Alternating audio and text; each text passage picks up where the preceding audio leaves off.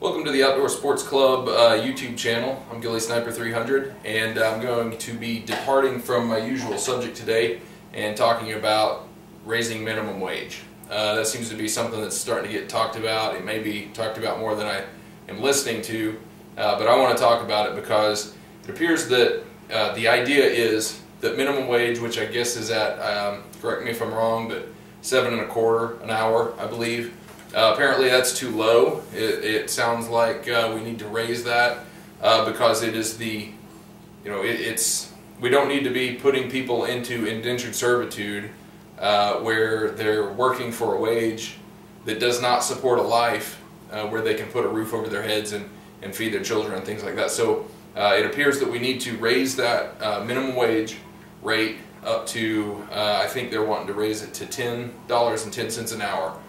It's the duty of Americans to make sure that that everyone makes a certain wage and can afford the things that they need for life, right? At least that's the way I understand the argument, okay? And I'm going to tell you why that raising the minimum wage is a very horrible idea, especially in this case, and for that reason. Okay, we're just going to go through a really simplified math problem really quickly, hopefully really quickly. And while this is very general and very much oversimplified, it does illustrate real-world events or real-world circumstances and responses to things like minimum wage hikes. Okay, so real quickly, we're going to go into this. So let's say that I own a company, and hopefully everybody can read this pretty well. So let's say that I own a company and I make things, and I have, sorry for the glare, I'll try to hold it up, and I make things. I'm able to make enough with 4 workers working for me here on line 3 to where we can make 100 of these a day, and we can sell 100 a day. The demand is there for us to sell them at $10 an item. We can sell 100 a day, and I can employ 4 workers to make those products for me. That's $1,000 in revenue per day, right? That's pretty simple math, and again, I'm keeping it simple on purpose. Okay, let's say my overhead on the building, that's electricity, water, bills, rent, whatever it is, taxes on the building, things like that, $200 a day. Now that may be a lot, I don't really know.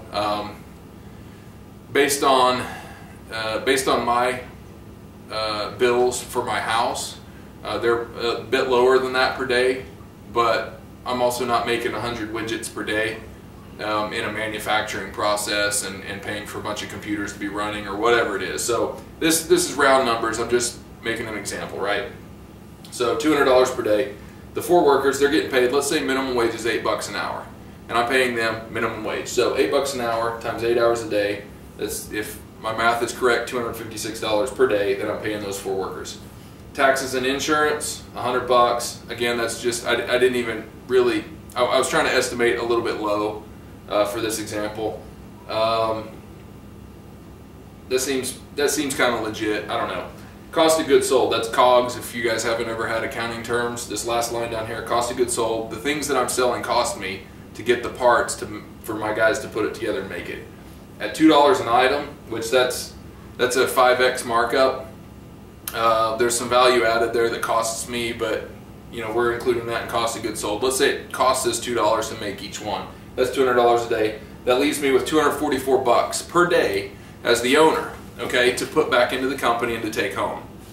All right, that sounds like a lot, right? So $200 a day, that's $1,000 a week, $4,000 a month. Again, simplified math, $48,000 a year. That's not a whole lot, okay? Let's say that $44 I've taken and put it back into the company to try to grow the company and pay for assets and things like that, because that's what companies do. That's what they have to do. They have to put part of their income back into the company.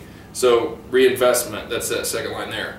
So we take that after self-employment taxes, state taxes, federal taxes, self-employment taxes, all that kind of stuff. I'm probably going to have, get this, about $24,000 per year to live on.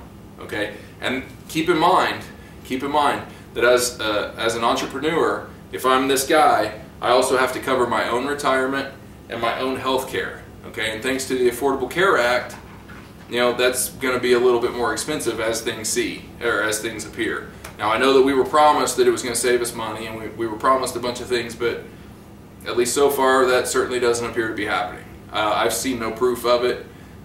Before it was ever enacted, I had a feeling this was the way it was going to go. So far, I've been proven right, but whatever, that's a different issue. So as you can see, we're doing okay here, but I don't know, entrepreneurs work very hard. If they want to be successful, people that own their own businesses work very hard. My father owns his own business, and my entire childhood, he still to this day works extremely hard. He works far more hours than I work. He has a doctorate degree. I'm not going to go into too many details about what he does. He has a doctorate degree, a PhD, and he owns his own company, and he spends more time out in the cold and the rain and the snow and in the heat of the summer than I do, right? And he works far more hours than I do. Okay, in my entire childhood, he didn't make a lot of money. So entrepreneurs work very, very hard, especially if they want their business to be successful. And if you're making $24,000 a year, which there were years that my dad didn't make anywhere near that, it's tough. Okay, so let's just keep that in mind as we go forward. So let's say that we raise this to $10 per hour, right?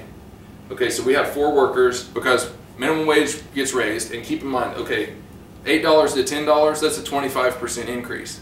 The minimum wage increase that they're proposing is much larger than that. Okay, I haven't calculated it out, but I upped that to $8 and I'm lowering what we're changing it to $10. That's obviously a smaller increase than what they're proposing. So we're going to change that to $10 per hour.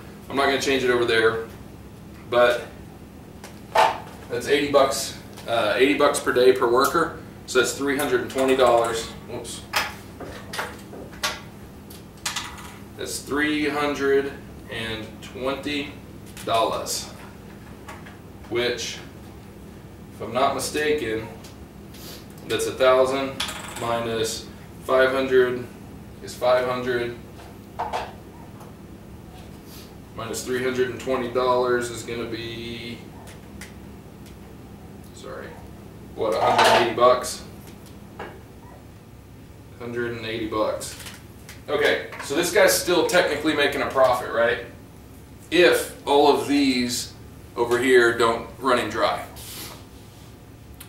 So he is technically making a profit, right? We can agree on that. So why not? Why not make this guy pay for more? It's, after all, you know, it's his obligation to pay his employers, or his employees, I'm sorry, a fair wage. Keep in mind that when he gets his next month's worth of goods, there's a good chance, because minimum wage increased, that they're going to go up. Well, first of all, he has to make a decision. Does he want the same margin as he had before? If he does, he's going to have to raise this price. If he raises this price, I can almost guarantee you, unless he's selling gasoline, the demand for his product is going to go down some amount. If that goes down, he's making less money. So he's going to, or he sells less of these, therefore he's going to sell less. He's going to make less money. So he might have to lay one of these guys off. That'll save him some money here. It's probably okay. He's raised his price, his demand went down, so he doesn't need to make 100 per day. He needs to make 75 per day or whatever it is. So he may be okay with that. However, he's still going to make less money, more than likely. We can't really tell based on this example. He's probably going to make less money because he has a lower margin per item, probably. And in the meantime, there's one more guy out of a job. So I don't really see how that's beneficial, right? So he has that decision to make. But let's say that he doesn't do that. He still keeps this guy employed. He still charges that amount. He doesn't raise his prices, right? He just accepts this lower margin, and he accepts the fact that he's not going to be able to buy the things that he wants to buy. All right? Then the next month, his cost of goods sold goes up to $250, let's say, per item, because we've increased 25% on our wage increase. So cost of goods sold goes up 25%. It's probably not going to go up quite that much, but let's say it does. So now he's paying $250 or even $225, whatever it is, for his cost of goods sold. So this goes down even more. Not to mention that a few months down the road, this overhead's going to start going up, right? And his taxes are going to go up on his you know, his employment taxes for paying for these guys, which, you know, I wonder why the government wants to increase minimum wage. They get a little more tax revenue, right? So his taxes are going to go up. All of this stuff is going to start going up, and it's going to start cutting into his margin. So really what I'm trying to show here is that minimum wage increases are literally just inflation drivers. That's all it does. If you don't make minimum wage, if you make above minimum wage, you're fixing to get, if they pass this, you're fixing to get a wage decrease. Your buying power goes down, right? Because everything else starts costing more money. And if it costs more money, your buying power goes down.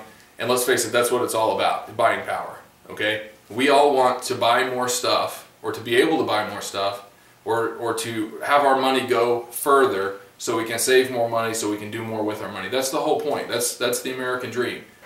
Get to a point where you're financially independent and doing more with your money, helping other people out, all that good stuff.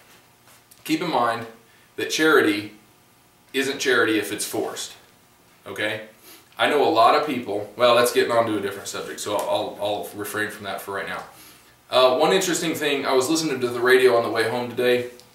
I was listening to, they had Ben Shapiro on, and he said a couple of things that were pretty cool.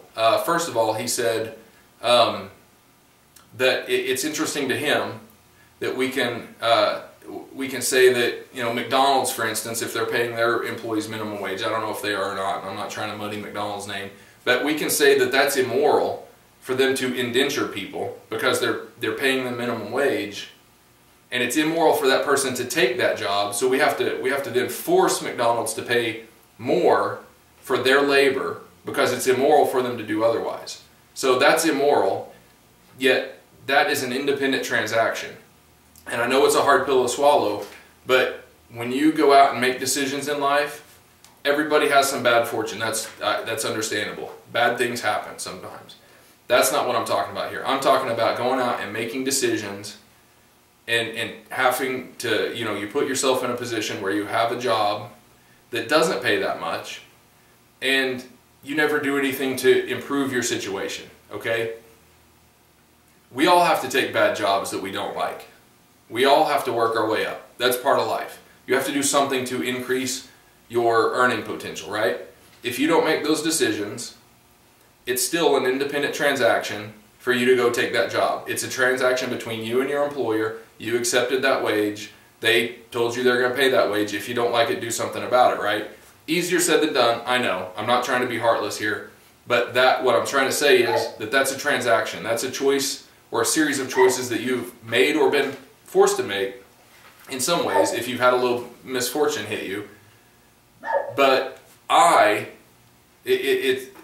compare that to the morality of taking my money to pay people who made those decisions.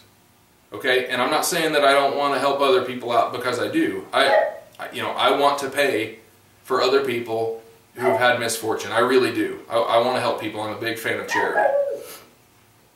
But what I'm saying is, you know, when you compare those two things, independent transaction versus a forced transaction, which one's moral and which one isn't? And that's where I start really getting disconnected from, I want to say the liberal mindset. I'm not trying to pick on liberals here, but that mindset of, hey, we can force people to pay more money for this, even though that's a transaction between two private parties. And to help do that, we're going to take money away from these people who have no part of that relationship.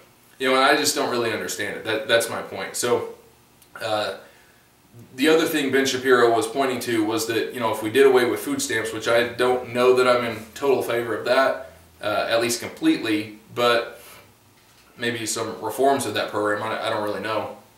Like I said, I want people to get assistance when they need it and when they're trying their best. But if we did not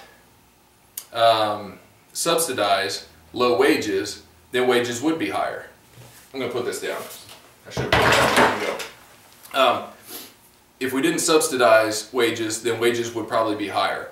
Wages are like a lot of other things. There's a supply and a demand. And I could bore you guys and show you graphs and things on this, but there's a supply and demand. And if there are a lot of people out there working, then there are less jobs, and there are more, there are fewer open jobs because there's more people out there working. And there's fewer people to fill those jobs. I'm getting a little confusing here, I know, because I'm mixing up my my situations. But anyway, if there's a high demand for work, for labor, then the price goes up. The price of that labor goes up. Therefore, the mean wage goes up. Therefore, the minimum wage in most cases will go up. And not because of some government regulation. It's just that employers have to pay people more if there's less people out there that are looking for work. The best way that we can help Americans make more money is to get them back to work. Okay? Absolutely. And I'm not going to debate different ways to do that in this video. This video is simply to try to educate people on what minimum wage actually does. And we're at a point where we really have to start trying to educate ourselves and educate other people, because we have a government that's making decisions that in some cases are probably necessary and maybe good for America, and in some cases they're not. And the vast majority of us, and I'm going to include me, because it's true, don't know enough about what's going on in our government and what decisions are being made, and we're allowing things to happen that are bad for us and bad for our country. So please share this video.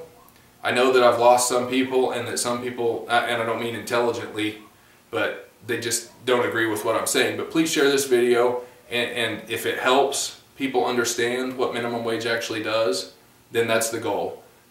So get it out there, try to teach other people what's actually going on and what these things actually do, and better ways to increase people's buying power and increase people's earning potential. Best way to do that is get people back to work, get people into some jobs, and get ourselves educated and increase our skill sets so that we can go make more money.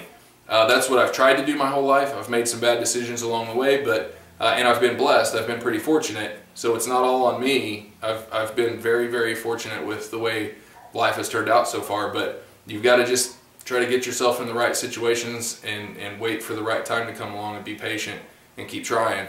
That's what we've got to do. Okay, sorry about the weird cut there. I ran out of video recording space there. So anyway, let's just get educated, and I appreciate everybody hanging with me and watching. So thanks, and take care.